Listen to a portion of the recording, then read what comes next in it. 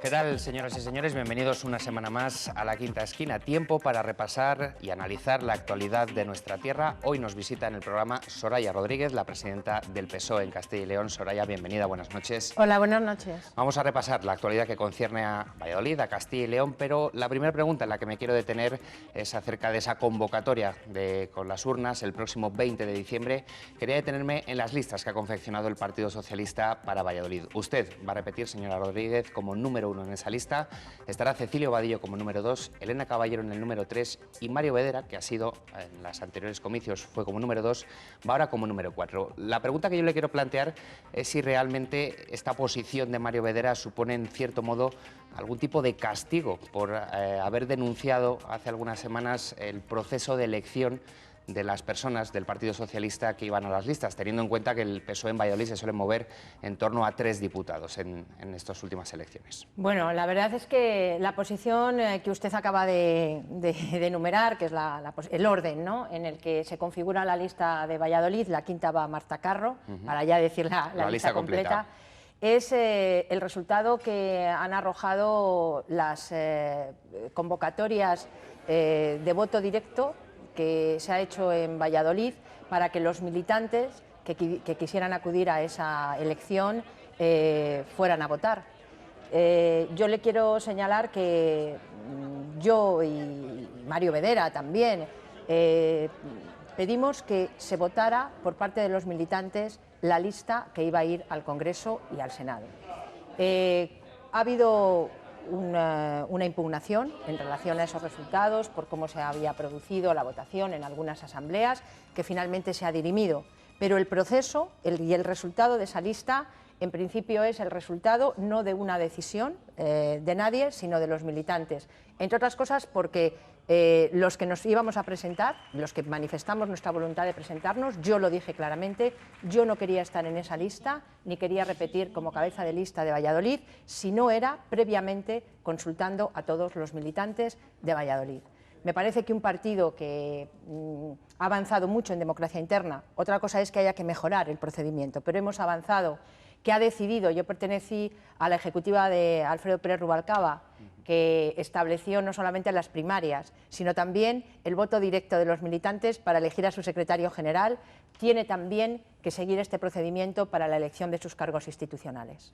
Antes de presentar al resto de compañeros que tenemos en la mesa, una única cuestión acerca de su respuesta. ¿Qué es lo que hay que mejorar en ese proceso de elección interna en el Partido Socialista? Bueno, indudablemente hay que avanzar claramente en fomentar una participación, es decir, que participen muchos más, todos los militantes que quieran.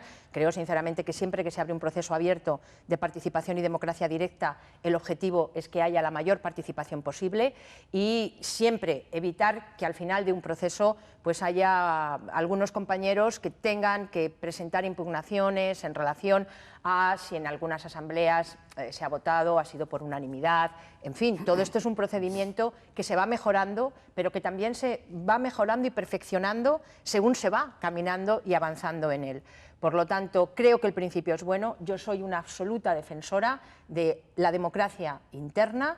Lo he demostrado cuando, como le decía antes, miembro de una ejecutiva federal presidida por Alfredo Pérez Rubalcaba, apostamos claramente por las primarias abiertas, militantes y simpatizantes para la presidencia del Gobierno y, desde luego, fue también esa ejecutiva la que decidió que los militantes debían elegir con su voto directo al que quisiera, hombre o mujer, militante o militante, que fuera secretario general del partido.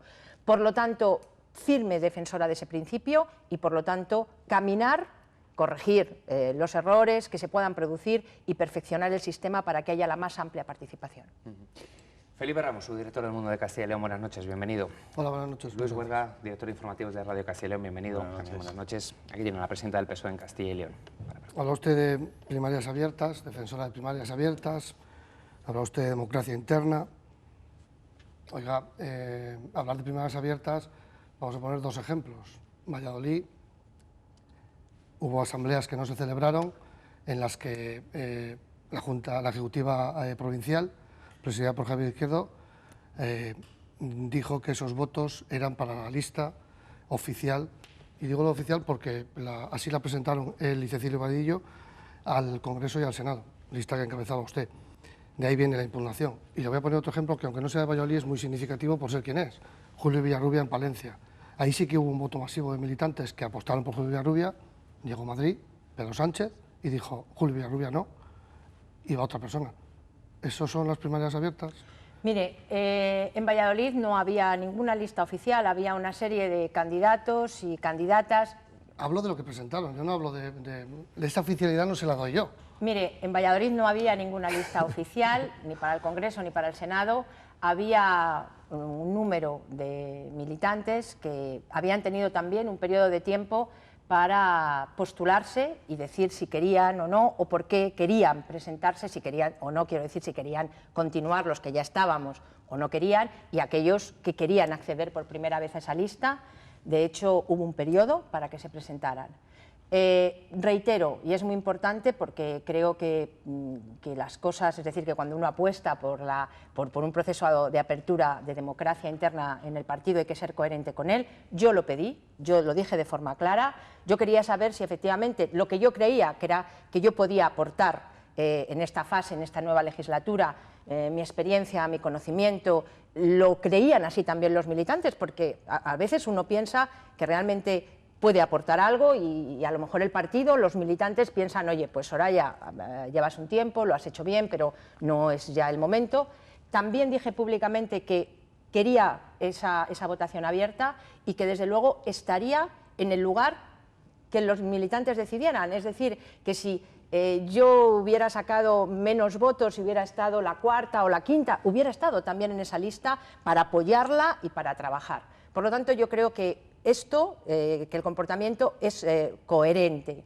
Democracia, participación ha habido, porque indudablemente ha habido unas votaciones que se ha colocado urna, se ha ido a votar, y luego indudablemente ha habido algunos elementos, algunas agrupaciones pequeñas, donde, en fin, ha existido una discrepancia. Lo más importante también es que en este partido existen mecanismos para dirimir esas discrepancias y por lo tanto se puede presentar una impugnación, se puede elevar al órgano que decide y dirime.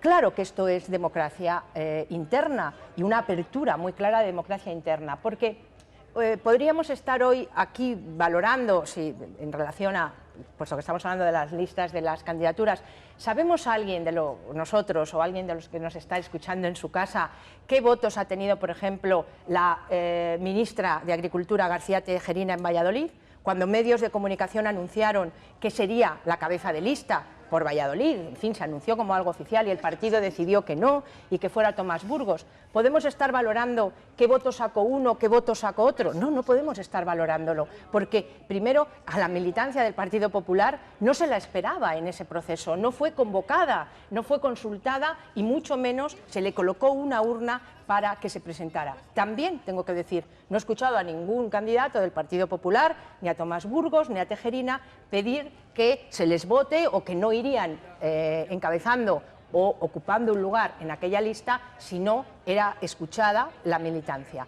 Por lo tanto, claro que es un proceso de democracia abierta, no es un proceso perfecto, lo he dicho al principio, hay que avanzar, hay que mejorarlo, pero nada se mejora si nada se empieza. Y el Partido Socialista abrió hace ya unos años un proceso muy profundo y de vanguardia en relación al resto de partidos políticos de democracia interna. Reitero, primarias abiertas a simpatizantes y militantes para elegir a su candidato a la presidencia del Gobierno. Esto es así, está en nuestros estatutos. A simpatizantes no, perdone. A simpatizantes no. Vamos a ver, nosotros establecemos primarias abiertas para la presidencia del Gobierno a militantes y a simpatizantes y primarias internas, voto directo para su secretario general o secretaria general. No quiero. Por lo tanto, ese proceso ¿tiene que ser mejorado? Por supuesto. ¿Se puede mejorar algún proceso que no empieza? Por supuesto que sí.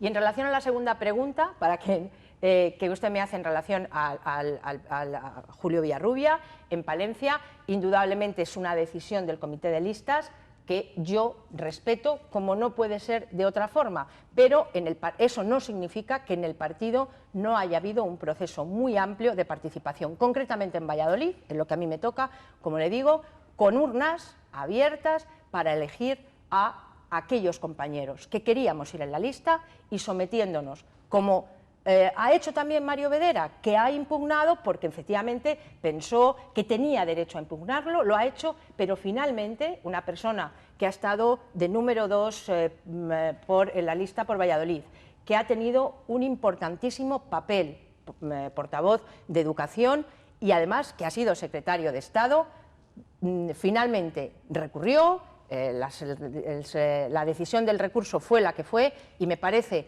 que es un gesto que dice mucho en favor de él y de la coherencia. Va el número 4 en la lista apoyando y trabajando. Como, mire, acabo de estar con él hoy por la mañana, he estado con él, ha estado en un desayuno de trabajo y está ahí aportando todo lo que puede. Lo quiero decir porque también me parece que es un gesto que dice mucho en favor de una persona muy comprometida con el partido. Habla usted del Partido Popular, la que está sentada ahí hoy es la presidenta del Partido Socialista, no la presidenta del Partido Popular. El día que esté sentado el presidente del Partido Popular le preguntaremos por su proceso de designación a dedo. Pero no le quepa ninguna duda que el presidente del Partido Popular hablará del Partido Socialista. Pero perdone, pero el proceso de designación a dedo del Partido Popular es así, y se podrá criticar, pero ellos les nombran a dedo. Eso está decidido así en el Partido Popular y tendrán que cambiarlo ellos. Pero yo lo que le pregunto por ese proceso de democracia interna de lo que usted habla, en el que yo le insisto, para usted es un proceso de democracia interna. ¿No le parece que pierde esa democracia cuando está controlado directamente por la dirección del partido? Puede ser la dirección de la Ejecutiva Provincial aquí en Valladolid o la última, nacional en Madrid, a lo que decía Pedro Sánchez. Que está muy bien que Pedro Sánchez elija a los suyos para ir al Congreso. Al fin y al cabo, el que se presenta como presidente es él, pero digámoslo abiertamente. No hablemos de un proceso abierto a todos los militantes cuando tumbamos la decisión de los militantes. Y le pongo el ejemplo de Palencia. Insisto, en Valladolid usted sí fue la más votada, como número 1. Eso también es verdad. Pero, por ejemplo, no en Palencia. Yo le vuelvo a decir, ¿se puede hablar de democracia interna en un proceso controlado directamente por la dirección? Y hay ejemplos. Sí, el de Villarrubia es el último, pero hay más. Es que, mire, yo discrepo con usted en el sentido de que este no es un proceso controlado abiertamente por la dirección, porque si fuera un proceso controlado abiertamente por la dirección, no hubiera habido en muchísimas provincias procesos de democracia directa con urnas, que no en todas las provincias ha habido, porque efectivamente eso no estaba regulado por estatutos, pero donde se ha querido, donde ha habido voluntad, donde los propios candidatos lo hemos pedido, ha habido esos procesos. Si estuviéramos hablando de un proceso controlado claramente por la dirección, no se hubieran producido procesos de participación directa y en urna como se han producido en Valladolid.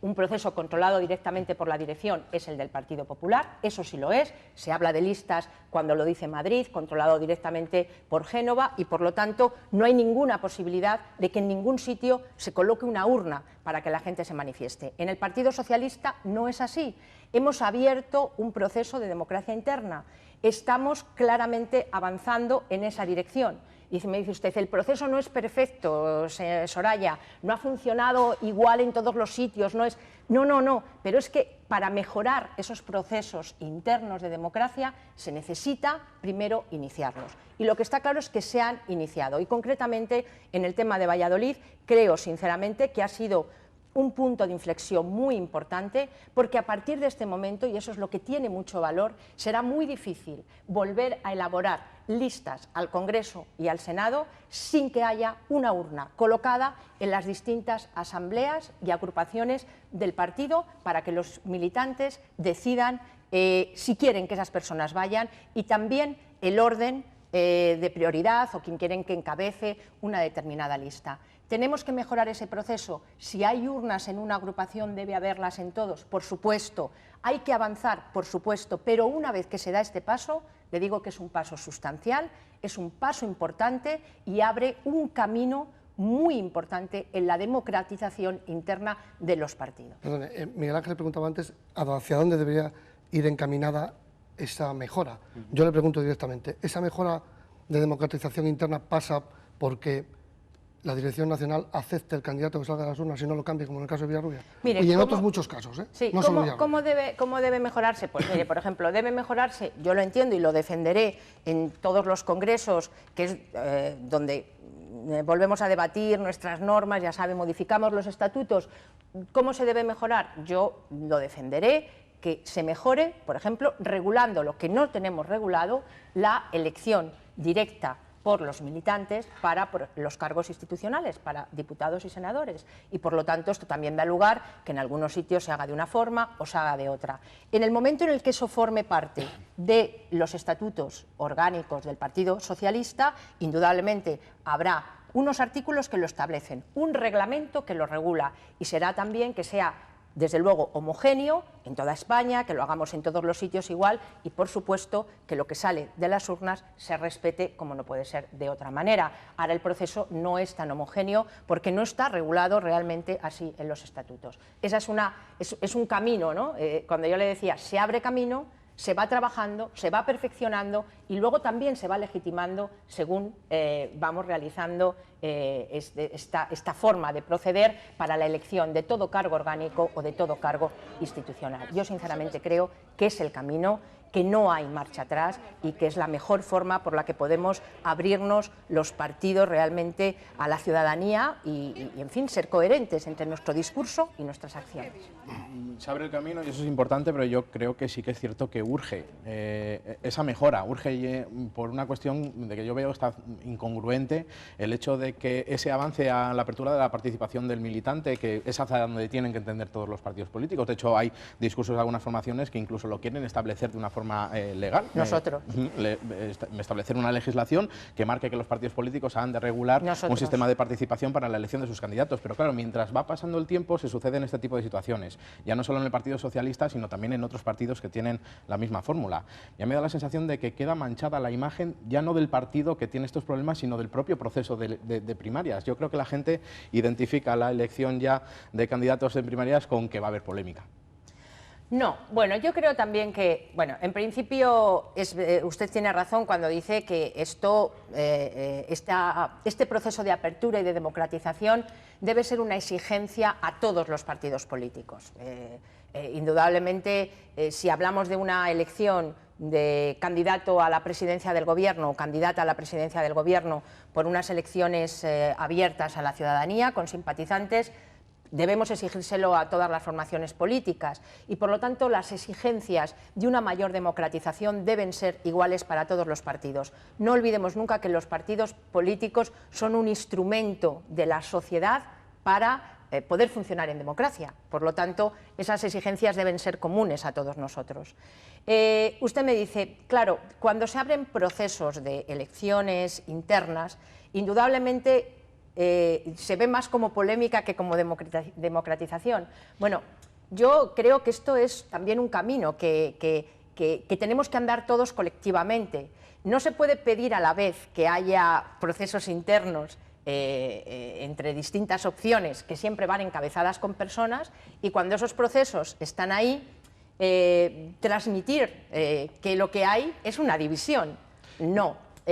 Bueno, pero yo coincido en ese sentido, que yo creo que la polémica viene precisamente por la injerencia, no por la participación y porque obviamente la militancia se divida de determinadas formas en apostar por uno u otro candidato, sino precisamente yo creo que la injerencia viene, o sea, el problema viene por la injerencia del partido a la hora de no respetar ese resultado. No es así porque bueno, hay procesos, o sea, nosotros hemos tenido procesos de primarias, tuvimos un proceso de primarias a nivel nacional para la elección del secretario general, porque lo decidió así la ejecutiva de Alfredo Pérez Rubalcaba cuando convocó el Congreso Extraordinario. Se presentaron dos candidatos, el partido de forma, en fin, en ese ejercicio del derecho, los militantes decidieron estar apoyando en un sitio o en otro, ese proceso acabó, se votó, indudablemente después de que eso sucede, el resultado es todo el mundo con el que ha ganado, que es como debe ser.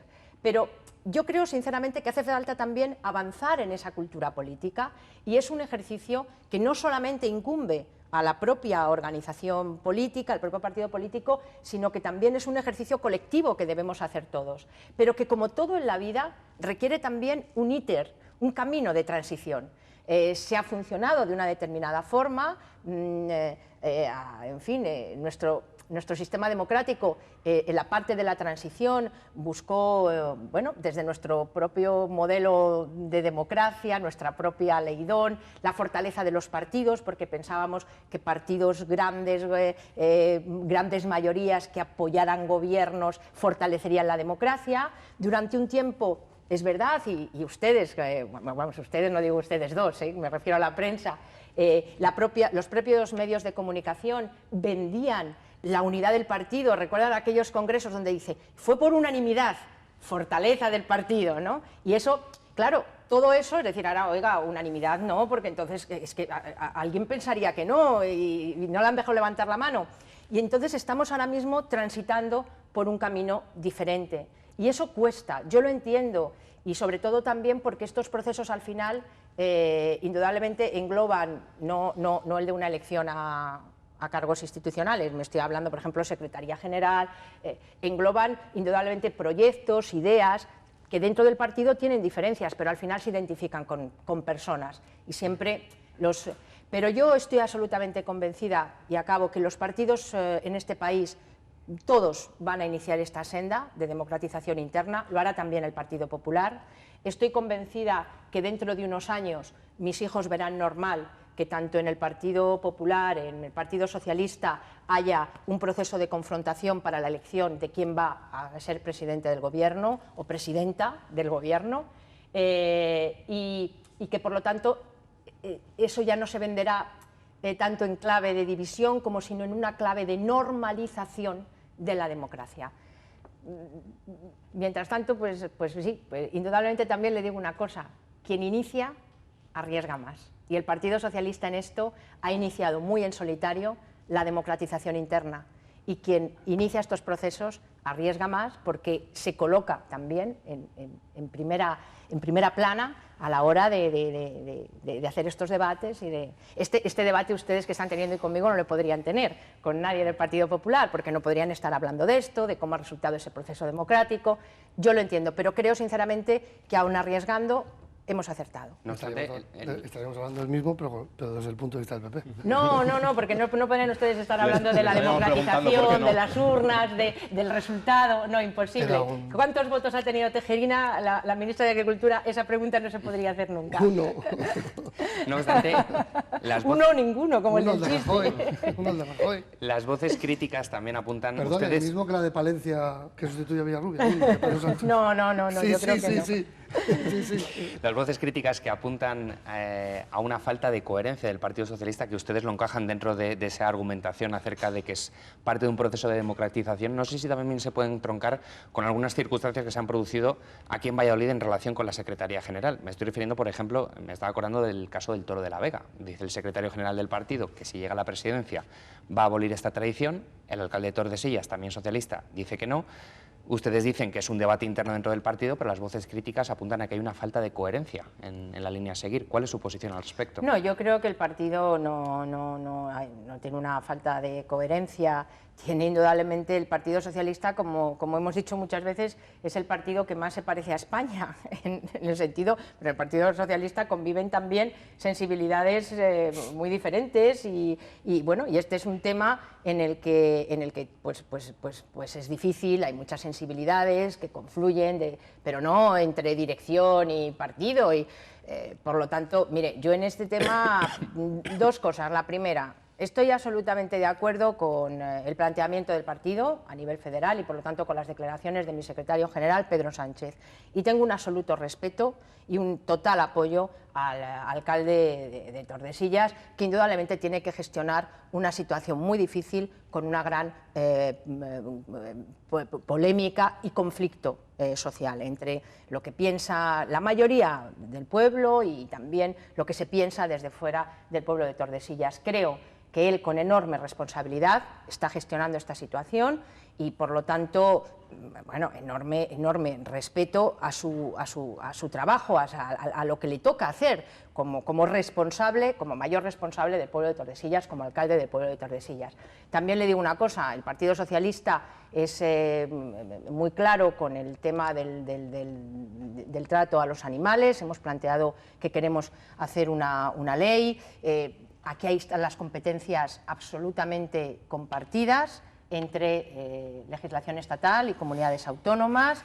Hay una gran responsabilidad del Gobierno de Castilla y León, que, en fin, como muchas otras cosas, no está ni se le espera, después de llevar gobernando esta comunidad tantos años, pero bueno, este es un tema más, es decir, oiga, no estaba Pablo Iglesias cuando fundó el Partido Socialista, hablando de esta situación concreta por la que usted me pregunta. Quiero decirle, indudablemente hay temas concretos donde hay esta situación. Pero usted, he querido entenderle que apoya lo que dice Pedro Sánchez, por lo tanto, apoya acabar con el Toro de la Vega.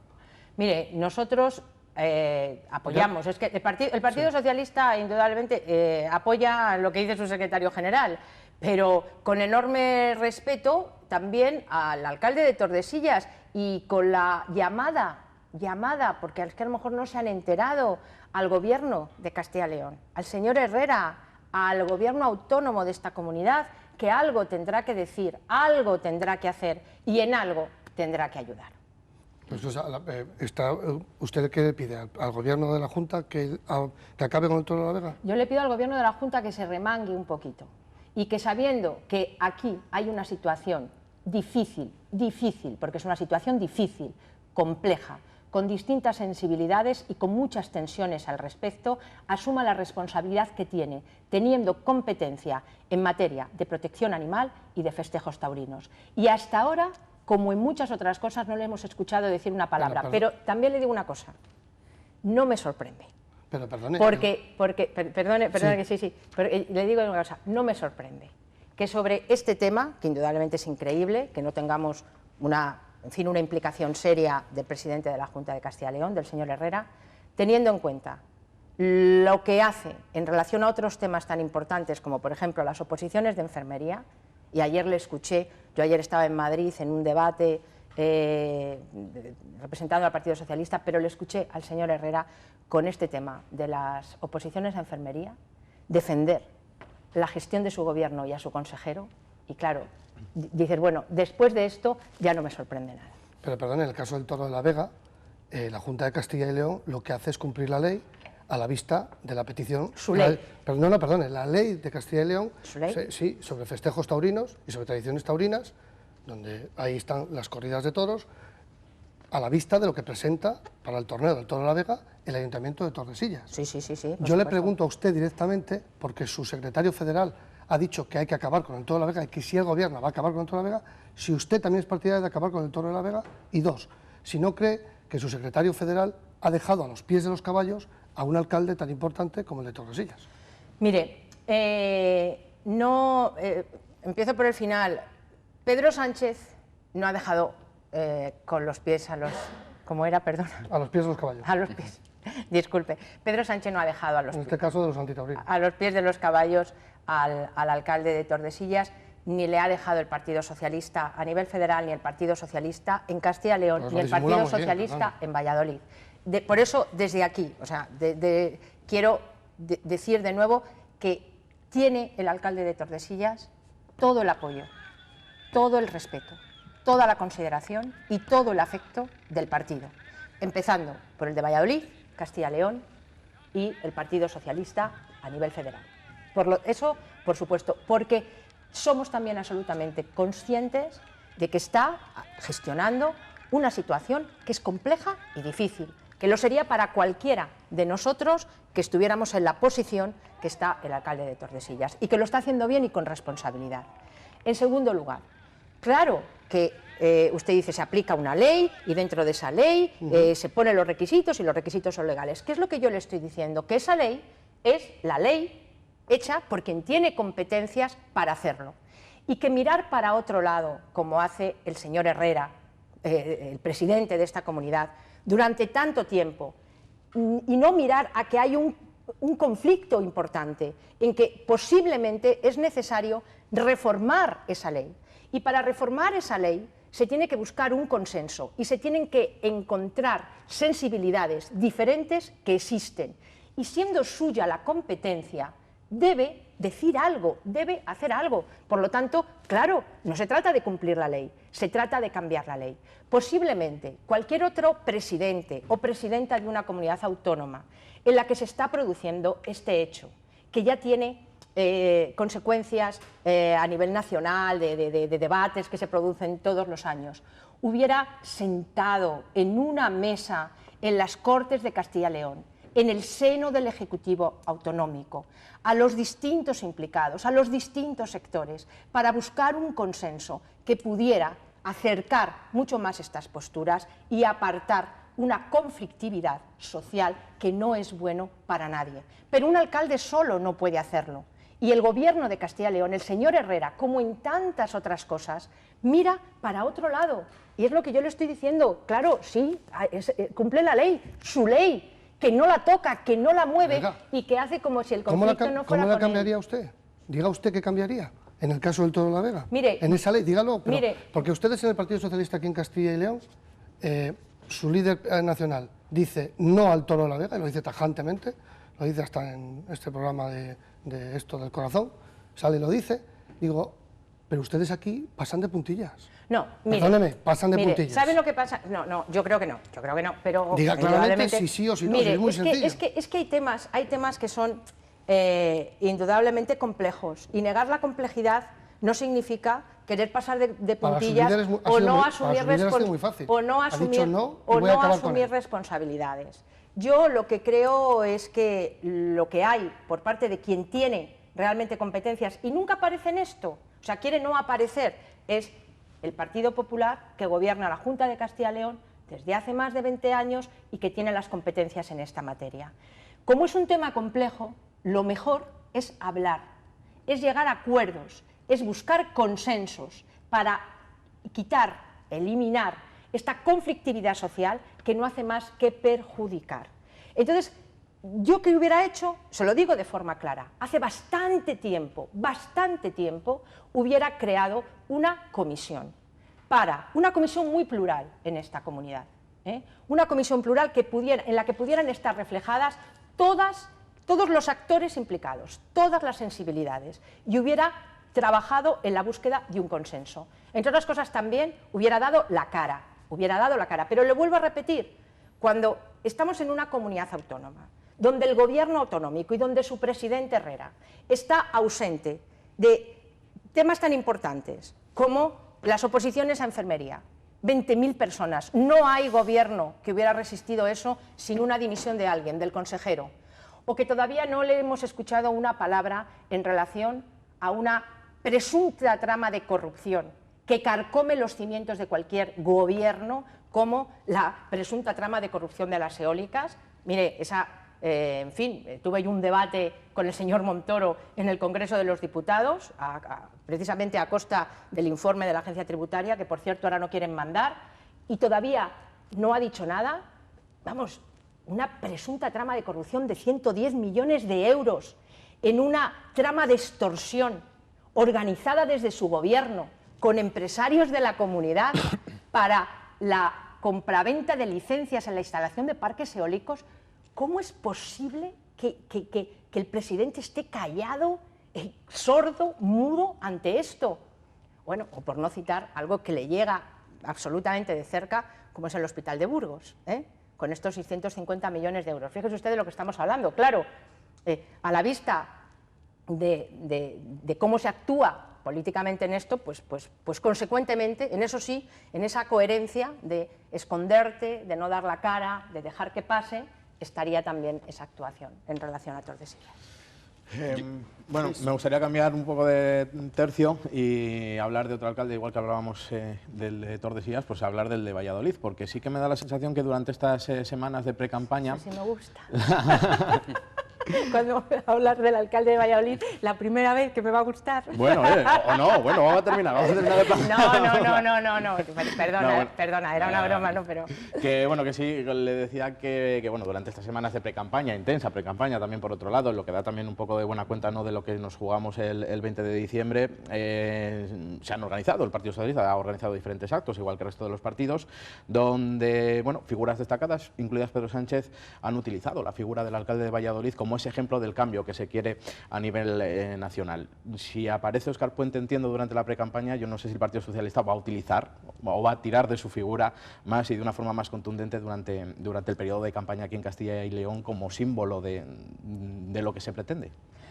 Mire, bueno, perdone por la broma que he hecho cuando lo ha dicho, pero bueno, es que efectivamente hablar del alcalde de Valladolid, pues para nosotros, después de mucho tiempo, 20 años, ¿no?, pues es hablar de un alcalde socialista.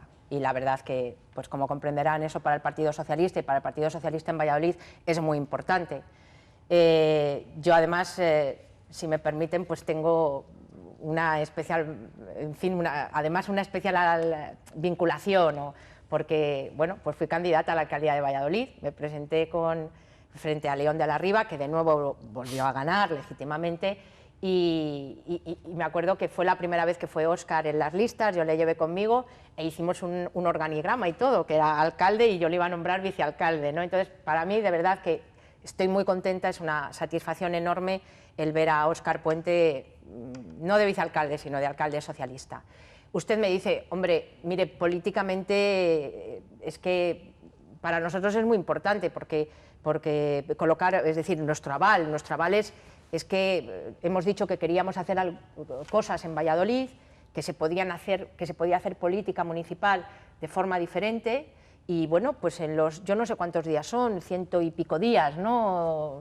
Bueno, ya de gobierno, de un gobierno de izquierdas, porque indudablemente es un gobierno donde está en otras fuerzas políticas, pero es un gobierno claramente de izquierdas, presidido por un socialista. Creo que se está demostrando que efectivamente hay otra forma de gobernar y otra forma de hacer política.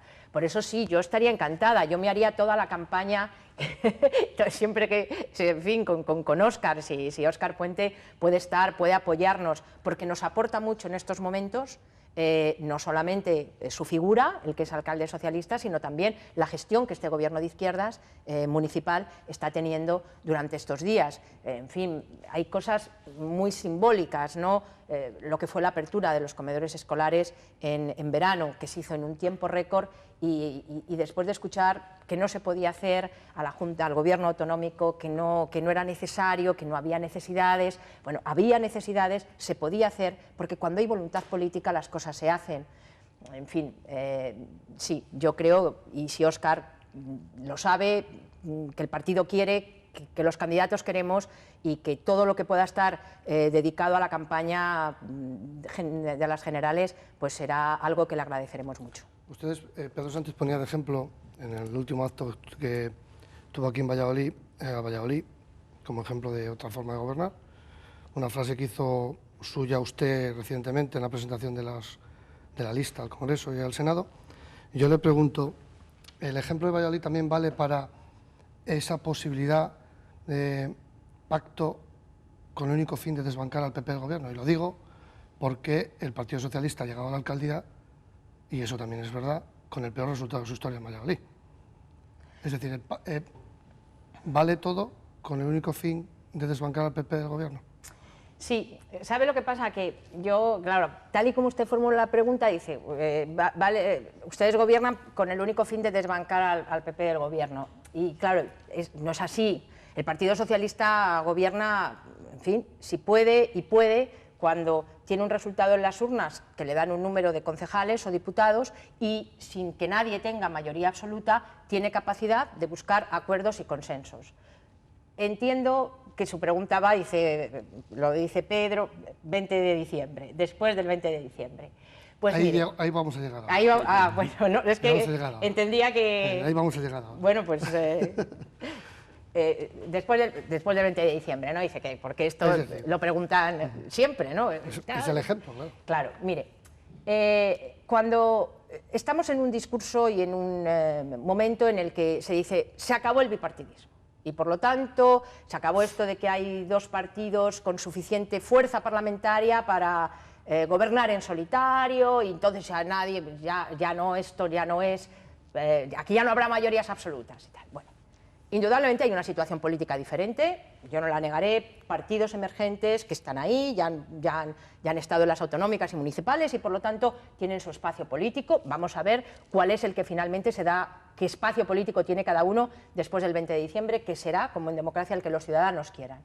Pero si no hay mayorías absolutas, si no hay mayorías indudablemente, quien tenga un voto más será el primero que tenga la obligación de buscar acuerdos para formar gobierno. Pero si el que tiene un voto más no tiene capacidad de llegar a acuerdos, será el siguiente el que tenga la obligación Oiga, esto no se trata de yo es que entonces para... No, no, la obligación de buscar acuerdos y consensos racionales para formar gobierno. Porque la obligación que tenemos los partidos políticos, una vez que los ciudadanos han ejercido su derecho, es buscar gobernabilidad con una cierta sostenibilidad, una gobernabilidad racional.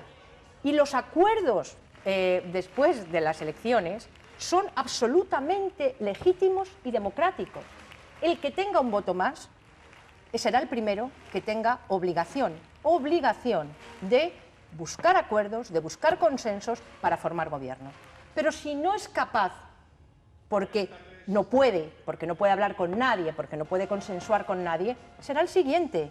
Y desde luego gobernará quien pueda, porque tenemos la obligación. Y quien pueda es quien tiene capacidad de consensuar, de acordar, por supuesto, y eso será legítimo y democrático. Acabo. ¿Qué le digo yo y qué dice Pedro Sánchez? La gente quiere que haya un cambio, mayoritariamente. Todas las encuestas dicen eso. Quieren un cambio de gobierno, no quieren 4 años más de Mariano Rajoy. Pues la garantía más clara para que no haya 4 años de Mariano Rajoy es que nosotros tengamos un voto más que Mariano Rajoy.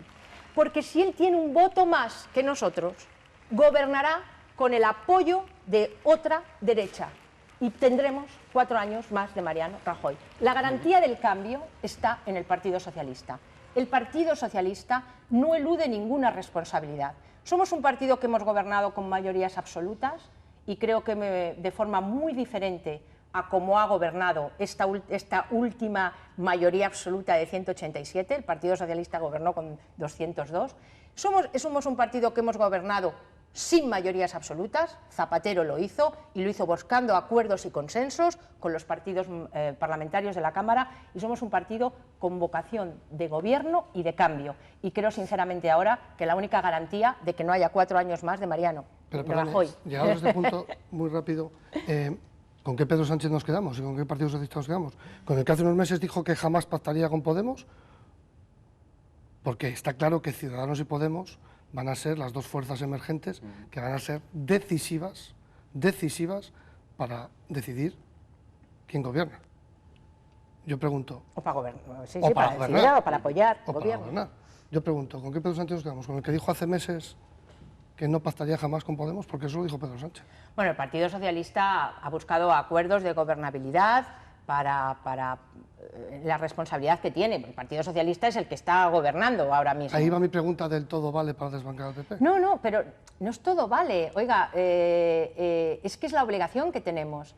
Uno no puede, indudablemente, además uno cuando pacta, lo que hace es llegar a acuerdos, o sea, consensos sobre su programa. ¿Podemos sería ahora un buen socio de gobierno?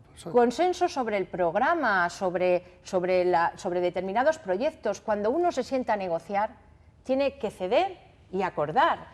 Indudablemente, lo que no puedes es renunciar a los elementos básicos. Mire, nosotros tenemos líneas muy claras a las que no podemos renunciar de ninguna manera, porque entonces, ¿para qué quieres? Hay elementos que consideramos que son básicos para poder avanzar en un cambio que se necesita España para los próximos 4 años.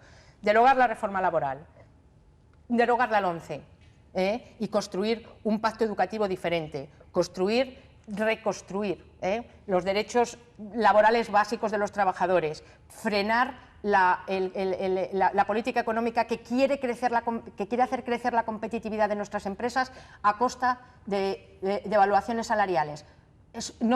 Tenemos que derogar la reforma laboral, porque es que si no, ¿cómo avanzamos si los salarios de los trabajadores están en estos momentos a nivel... Pero para eso sería un buen socio Podemos ahora. Mire, yo lo que le digo es que vamos al 20 de diciembre, vamos a sacar, el trabajo ahora mismo es sacar un voto más, bueno, digo un voto más, muchos más, pero bueno, por lo que el otro día cuando dijo Pedro Sánchez, queréis cambio, la gente quiere cambio, que tenga muy clara que la garantía del cambio está en que saquemos un voto más que el Partido Popular, porque si no, es muy posible que indudablemente esta derecha vieja con la derecha nueva, mantengan 4 años más de Mariano Rajoy. Y a eso vamos al 20D. Pero también le digo, después del 20D, que quede muy claro que la responsabilidad de los partidos políticos es garantizar la gobernabilidad de un país. Porque si no, ¿en qué estaríamos? Ah, bipartidismo no, que es malísimo, un partidos grandes que apoyados por mayorías. Más pluralidad. La pluralidad nos exige, nos obliga a tener que hablar, a tener que acordar, a tener que consensuar. Y eso no es, indudablemente, menos democrático que lo otro. Los ciudadanos hablan, y cuando los ciudadanos hablan, nosotros tenemos la obligación de gestionar con responsabilidad el resultado que sale de las urnas. No obstante, ese consenso con el partido Podemos, abundando en lo que dice Felipe, quizá puede llegar a ser complicado, porque precisamente donde está usted sentado ahora mismo, hace pocas fechas estaba su homólogo de Podemos en Castilla y León y comparó al PSOE con los Volkswagen. Dijo Fíjese usted. Que pregona una idea... No tenía otra comparación. Sí. Son ustedes contaminantes. Que pregona una idea de verde ambiental y cuando están en el poder demuestran que tienen malos humos. Eso es lo que dijo Pablo Fernández, donde está usted sentado ahora mismo. Entonces, no sé hasta qué punto puede ser fácil o difícil, como decía Felipe, encontrar ese punto de acuerdo. Yo no sé,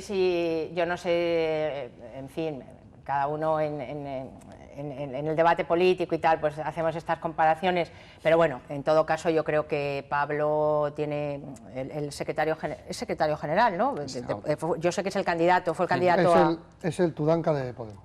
Vamos, yo le conozco porque sé que es el candidato de Podemos y de hecho le he saludado varias veces en las Cortes de Castilla y León, pero bueno, yo sé que él tiene indudablemente también, en fin, temas, un recorrido político muy corto, porque son partidos muy nuevos, por lo tanto su recorrido es corto, y en ese recorrido corto tienen también que hacer muchísimas reflexiones en las que no pueden dar ninguna lección de coherencia al Partido Socialista. Fíjense ustedes, ¿se acuerdan aquello de vamos en fin, contra los grandes partidos, su forma de trabajar, las élites que dirigen, y tienen a media organización por toda España absolutamente criticando el dedo de Pablo, es decir, el dedo de Pablo Iglesias, que no solamente Mariano Rajoy parece que tiene un dedo.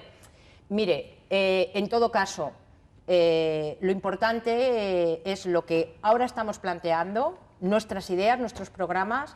Lo importante es ser coherente con lo que quieres hacer e indudablemente también ser absolutamente consciente. Si no puedes hacerlo porque el acuerdo y el consenso no se puede producir, pues no se puede producir el consenso y el acuerdo. Pero de aquí al 20 de diciembre vamos a trabajar para ganar. Un voto más es garantía del cambio, porque también quiero decir de forma muy clara, o la gente que nos está escuchando y tal, dice, vamos, por favor, otros 4 años, no puede ser seguir con esta misma política, seguir con Mariano Rajoy, un vaso es un vaso, un plato es un plato, no es posible, pues de verdad que o gobierna Mariano Rajoy o gobierna Pedro Sánchez. Por lo tanto, vamos a trabajar para que ese cambio se produzca, seamos la primera fuerza política, que tengamos la responsabilidad de formar un gobierno estable con apoyo parlamentario. Pues lo tenemos que dejar aquí, Felipe, lo siento, estamos ya fuera de tiempo. Soraya Rodríguez, gracias por habernos acompañado esta semana en La Quinta Esquina. Bueno, pues ha sido muy agradable estar con ustedes. Igualmente. Muchas gracias. Gracias. Felipe, Luis, compañeros, siento no poder paso más, pero estamos ya fuera de tiempo. Muchas gracias, compañeros, hasta la semana que viene. Y a ustedes, señoras y señores, también por habernos acompañado esta semana en La Quinta Esquina. Hasta la semana que viene.